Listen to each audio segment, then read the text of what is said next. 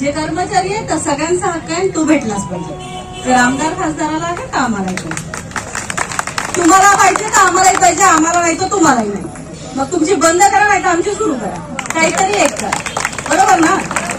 तर पेन्शन आली कशी? इतकं सोपं आहे का पेन्शन येणं? आपल्याला बऱ्याच गोष्टींचा इतिहास माहिती नाही राहत, आपल्याला बऱ्याच गोष्टींचे किस्से माहिती नाही राहत. डॉक्टर बाबासाहेब आंबेडकर मुंबईच्या कोर्टामध्ये जेव्हा वकील म्हणून काम करत होते, जेव्हा त्यांची डिग्री कंप्लीट झाली कोलंबिया युनिव्हर्सिटीतून आणि त्यांनी जेव्हा काम सुरू केलं, तेव्हा एक दिवस बाबासाहेब सकाळी 10:30च्या सुमारास कोर्टात पोहोचले. कोर्टात पोहोचल्यानंतर त्यांना ना एक बाई आणि तिचं लेकरू भयंकर रडताना दिसलं. ते इतकं केविलवाना रडत होतं की त्याच्या रडण्याच्या आवाजाने अख्खा कोर्ट गुंजत होता. बाबासाहेबांसोबत त्याचा नेहमीचा साथीदार होता. बाबासाहेब त्याला म्हणाले, जारे म्हणे बघ बरं ते लेकरू एवढं आकांताने का रडतंय?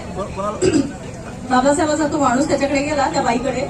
तर ती म्हणते, साहेब मी या कोर्टाच्या खेड्या घालत आहे म्हणे, 8 दिवस झाले.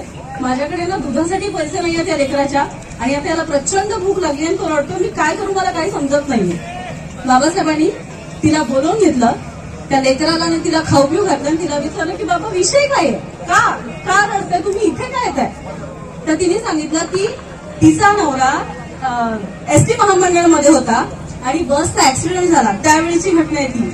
बसचा ऍक्सिडेंट झाला आणि त्या ऍक्सिडेंटमध्ये तिचा नवरा मेला आणि तेव्हा अनुकंप किंवा पेन्शन ह्यापैकी काहीच नव्हतं. तुम्ही नोकरीवर आहे, नोकरी करा, तुम्ही मेले, विषय संपला. बाबासाहेबांना त्या गोष्टीचं इतकं वाईट वाटलं की मग तुम्ही इथे कशी आला म्हणे कोर्टात? मी जेव्हा त्या महामंडळाच्या ऑफिसमध्ये गेली म्हणे, तिथं त्या लोकांना सांगितलं म्हणे तुला एवढंच आहे ना आगाऊपणा तर काय कोर्टात? तर मी कोर्टात आली म्हणे, पण इथे माझं कोणी वाली नाही.